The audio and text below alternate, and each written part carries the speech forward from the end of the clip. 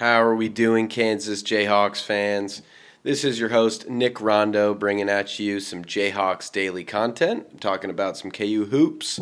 And today we're going to change things up a little bit. We've been going big on the recruiting trail recently, and how could we not, considering Bill Self lands 4 recruits in the span of 2 weeks. So very exciting stuff. Had to talk a lot about it. But today we're going to take a little bit break and, just some expectations of some games that we'll have. Kind of Bill Self, and just kind of want to listen to you guys, because a lot of this this content's meant for you, and we just want to hear kind of what your thoughts and opinions of what we can kind of change and do for you guys. So starting it off, we're going with Bill Self, and it is tied for 18th in wins with Rick Barnes for NCAA basketball wins, and I like that for 2 reasons. One, I think we're going to have a better season than Tennessee. Yes, Tennessee does have arguably, people are saying a better player than Darren Peterson. Obviously, they're crazy, and Nate Amon. But, I do think we'll have a slightly better season than Tennessee, so hopefully our win total goes a little bit better than, Rick Barnes is by the end of the year. But that's not really what we're talking about. It's kind of about how Bill Self's kind of been looking at this roster, how he's kind of been handling this team, and really, recent success. We're going to look post-2022, obviously. The mountaintop is pretty great, so we're going to call that ultimate success. And, I'm not saying hot seat or anything stupid. I'm just saying last year we were 21-13, 11-9 in Big 12 play, 6th in the league for the last 2 years. That's not something Jayhawks fans like myself are used to hearing. And a lot of that has to do with, I would say, yes, the transfer portal has become huge. And Bill Self changed a lot of his kind of mentality and kind of his go-to for Kansas basketball, and he went very heavy with the transfer portal over the past couple of years, and it led to preseason number 1 rankings. That always feels great until come January you realize the holes in your team, because these guys do not fit well. They're not great for the system, and that's kind of what we had, back in 2022, when we had such a great recruiting class with Grady Dick, Ernest Uday Jr., MJ Rice, Ubi Ejiofor. They were all top 50s. These were guys that we were expecting, big impacts for, Bill Self's team, and none of those guys stayed. Yes, Grady Dick obviously worked out. He went to the league, but none of those guys returned for, their next season, and it's kind of difficult. One, yes, we saw Uday and Ejiofor both succeed over at St. John's and TCU respectively, but it just kind of shows that Bill Self really transferred. Last year, big transfer heavy with Rylan Griffin coming in. We had Shaquille Moore the other year. AJ Storr, the huge one, and Nicholas Timberlake a couple years back. I mean, these were great guys at the time, but Bill Self, like he said, he wanted to fit these pieces in and kind of compete now. And how can you not? These guys had excellent careers before their time coming to KU, and they just didn't fit. So how does he kind of answer with this upcoming roster and even the one past that? Well, we've seen it. We've been talking about it. We've got 4 recruits in the last 2 weeks, going pretty recruit heavy, not really saving those spots for the transfer portal like we have usually been. And it's because he knows he can build that system a little bit easier with players that are around the program. Look at El Marco, staying on for his 3rd year in the system again. Flory's back for another year. I just think these are things that were, Jamari McDowell even staying along for another, his 3rd year in Bill Self's system. Maybe these guys aren't going to be the key impact players right now, but, this upcoming class, we took 3, OTE players in Samus Calderon, Bryson Tiller, and Cole Rosario. Will those be pieces moving for, Bill Self moving forward? We hope so. We don't. I don't know the future. These guys could transfer out, but we're at least seeing a big change in kind of what Bill Self has been doing, which is we're gonna try to recruit these guys. We're gonna try to develop them, and we're also gonna try to develop them into his system. So I know everyone here wants Bill Self to beat Rick Barnes by the end of this year for being on that seeding list, but he's at 836 career victories. The next one on the list at 17 is Steve Moore at 867, and then you've got the legends of Rupp and Dean Smith at the high 870s, 876, 879. So the thing is Bill Self 62, 8 more years, getting him to 70 at 20 wins a season, still just went shy of 1,000. So we're gonna have to we're gonna have to exceed those 20 wins a season, Bill. I don't want to put too much pressure on you, because we love for you to get to 1,000. We love for you to coach until you're 70. We love you to coach past that. But we just want to say we love you.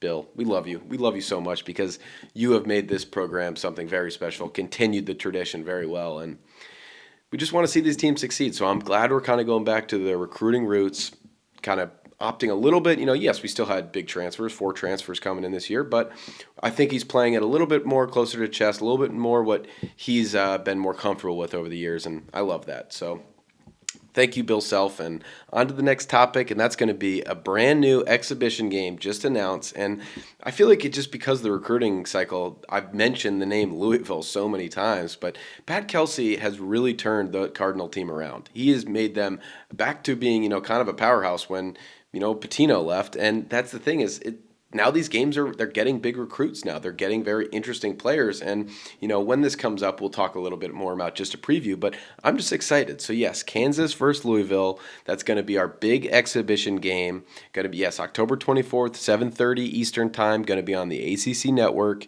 And, that's the first real taste we're going to be getting of Darren Peterson. That's the first real taste we're going to be getting of everyone, but we've been hearing a lot of big things about Darren Peterson lately. That's going to be where we're hoping. I'm seeing comments of 40, 50. Come on. I just want to see him play, score well, see the team play well around him, and, score a lot of points. But I don't stay healthy. It's an exhibition game. Let's have fun, We just appreciate it. We appreciate it. The week before will be the late night at the Fog. Where they'll just be scrimmaging each other in front of all the students. So, that will be the first real test. And then, October 28th, we've got at Allen Fieldhouse, Fort Hays State. No time as of yet, but, that's, obviously significantly less of a test, but just get the guys running. So Louisville, October 24th at 7:30 p.m. Eastern on ACC Network. Very interested to see how that game kind of goes for KU. Pat Kelsey's got a tough team, especially this year again, but so next up, we kind of want to talk about some of the non-conference games. We did a little segment a couple weeks back about the conference games that I'm looking forward to, and how could you not? Conference games are very special, but as we know, and it's not really something we've ever really had to think about as Kansas fans, is these non-conference games are usually what helps middling teams make that tournament resume. And I'm not saying that's something, we really need to worry ourselves about. I don't want to jinx us, obviously, but non-conference games for us at least show how we look outside the league. Big 12's tough. There's a reason we've come in sixth the last 2 years. It's gotten a lot harder. Houston came in and is just dominating everyone. And it's kind of crazy. Baylor's still around. There's a reason why all these national champions, or, these Final Four contenders, all these teams, the Big 12, it's I know they said the Pac-12 is a conference of champions. Well, it seems like we got the good ones. I don't want to speak for all of them, but it's a hard conference for sure. But kind of getting into it. So the first one I want to talk about is going to be Duke, November 18th, Big Tuesday, 8 p.m. Eastern time. That's going to be the State Farm Champions Classic at Madison Square Garden, New York City, and kind of just speaking about it, why I really like this game. And yes, it's Duke. It's a blue blood. So obviously we're going to be very interested in that game. But, we are technically losing in that series. I don't know if people know. It's because, we don't play that often. But we're losing that series 7-8. Let's even it up. That's just one. And also, we kind of only squeaked out that victory last year. And yes, it was, the somewhat controversial call of Hunter Dickinson getting ejected early in the second half, but Flory stepped up big, in his, absence. DeJuan, AJ Storr had probably one of his best games in the KU uniform, but DeJuan really stepped up, and it's just, yes, we won the game, but you want to win in a better fashion, and that's just the last thing I'm remembering. Let alone the fact that they have the number 1 recruiting class. They have a set of Boozer twins. Yes, Carlos Boozer's sons. We got those 2 twins to play against. We've got, Nicholas Kamenia, another big power forward that they're going to match up with. Dame Sarr, Sebastian Wilkins. A couple of great these are all 3, 4, 5 stars. And 1 4-star. So a very heavy recruiting class. I mean, that's why they, got that number 1. But also, they're returning talent. And, sharpshooter Isaiah Evans, that guy takes like 7 threes a game at least. And, usually makes 5 or 6. He's incredible. And obviously, John Shire. I mean, the guy's getting a lot of praise, a lot of hype, as he should. Great coach. John Shire's a fantastic coach. But he just got that extension. He's, hot after that Final Four last year. People are saying, oh, we couldn't do it without Cooper and, Khan. Oh, so he gets Boozer twins that are pretty much the same, talent-wise, I just mean. But that's the thing is, there's a lot of hype around Duke. It's a blue blood. That's going to be a great game. I'm tuned in. I know everyone will be tuned in, but that's the big stage, That's Madison Square Garden. That's where legends are made. So Darren Peterson, 35 points and the win. Okay, next up, number 2, UNC. And the really only reason I'm putting this is because it's that real first test of the season. No offense, Doug Gottlieb. Your Green Bay team, they're going to be excellent. And, you guys maybe even cover the spread of probably 35.5. Who knows? But all I know is that UNC November 7th, that Friday, at Chapel Hill, at the Dean Center, the Dean Dome, excuse me. It was just last year when we played them, I thought the game was over at halftime. Probably like everyone else. We just got outplayed in the second half, and that's the last taste I have in my mouth. Yes, we won the game 92-89. But, I just remember that second half not going at all the way I wanted it to go and squeaking out a victory, and for some reason it didn't click in my mind, maybe this team doesn't have it to go all the way. But they didn't, and, technically we are in a 5-game win streak against, UNC historically. One of those wins ended in number 22 over there. But, we're excited. How could you not be? And they've got an incredible roster. Like Caleb Wilson, another 5-star. He's a top 5 recruit. That's going to be a big matchup. And he's another big guy. So we're going to see Flory kind of matching up against him. But, we need to see Darren Peterson battle him out. They've got a lot of also very transfer-heavy kind of class. Jonathan Powell from WVU last year. I was mad at that game, man. But Henry Visar from Arizona, the big 7-footer, he's we saw him last year. He played very well in a lot of games, but, a little slow, so Dickinson doesn't have to match up with him. Flory will give him his breakfast to him. But, Kyan Evans, that guy at Colorado State who had a great tournament, run of, I think, 2 games. But, he played really well, and, he's a high transfer value. Jaron Stevenson from Alabama, and, the returners of Seth Trimble. They also had the number 5 recruiting class. So it's not like I'm naming a lot of guys, and I don't mean to do that, but I just mean these are dogs. Like, these are very talented players. Number 5 recruiting class, Derek Dixon, Isaiah Demus, both 4-star guards. Like I said, Caleb Wilson was a top 5 player. It's going to be a lot of talent. I think they have a lot of questions similar to what we have. Yes, we have Darren Peterson, and then the transfers around us, they've got, their guys, and then, it's a very similar kind of build, I would say. A couple of returning guys, and, that UNC, that 16-point comeback in the Natty, it'll always stay present in the mind. So anytime against a blue blood you've got, especially this early in the season, we want to see how we're battle tested. So very excited for that, number 2. And then number 3 is the blue blood UConn. I'm not as of a right to give them the blue blood status. As we all know, but they are considering themselves a blue blood with 5 or 6 national titles in the last 25 years. Yes, you've been an excellent, program. Excellence also, they've also missed the tournament a lot. So I don't know, but UConn's hype, and the thing is a lot of this stems from Danny Hurley, and Danny Hurley is a really good basketball coach.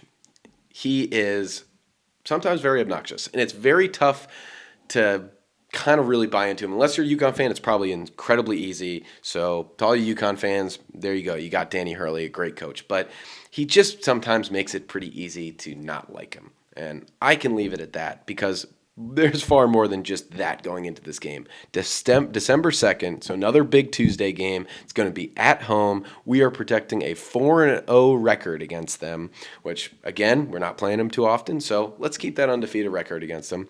And I don't know about you guys, but I remember that 2023 game, and I feel like that was probably one of Kevin McCullough's best games. Like those three threes at the end of the game I think it was to tie and take the lead. I mean, just huge shots and a huge game from him. So that is very much imprinted in my mind. And all I remember after the game is everyone saying, "Oh, yeah, UConn they would have easily beat them on any other floor, whether it was neutral, not Allen Field." I don't care. We won the game. You played Allen Fieldhouse. I'm sorry, that's just how it goes. And I just win. You can win next time. You won the whole national title. There you go. Congrats. I bet you guys had a lot more fun of a season than we did. But that game was huge. And kind of going into it as well, I think they had a number 11 recruiting class. For them, it's a lot of the returning players. And another one, 2-time champion Alex Caravan coming back again for another season. I thought he was destined for the draft like everybody else. He's such the intangibles. But, everyone saw Solo Ball kind of really take off at the end of last season, really buy into Danny Hurley's system. And they got some pretty good recruits again, a stereotypical, I feel like, Danny Hurley project right here with 5-star Braylon Mullins from Indiana. This guy is, I mean, you'll see it just McNeely just kind of seems plug pace. But I don't know. He could be significantly better. He could be worse. Who knows? But all I know is Danny Hurley's going to have fun with that guy. Eric Ribe, a 4-star 7-footer. So any kind of talented big man is always fun, especially to see. Maybe Paul Mbaya's really bought into the system by that point. Really kind of understood his role, and I'd love to see a battle of the 7-footers because Flory's going to need his help. And then they've also got one Jacob Furphy from Australia, a 4-star, not Johnny Furphy's brother. I had to do some research because you see that name, you see the build, everything about him, even kind of the look. He's not his brother, but still, I want to see that game. I want to see us play that blue blood, and I want to see us really establish it because after that, we've only got a couple more non-conference games. I believe it's going to be Mizzou and NC State, and then your Towsons and your Hofstras. So I think it's just a good last kind of test right before conference play, and Danny Hurley brings it. That's going to be at home, so it's going to be an incredible environment. The other two are either neutral or away, and I really think I'm interested in that one. So definitely be tuning in, and those are the non-con games that I'm excited for.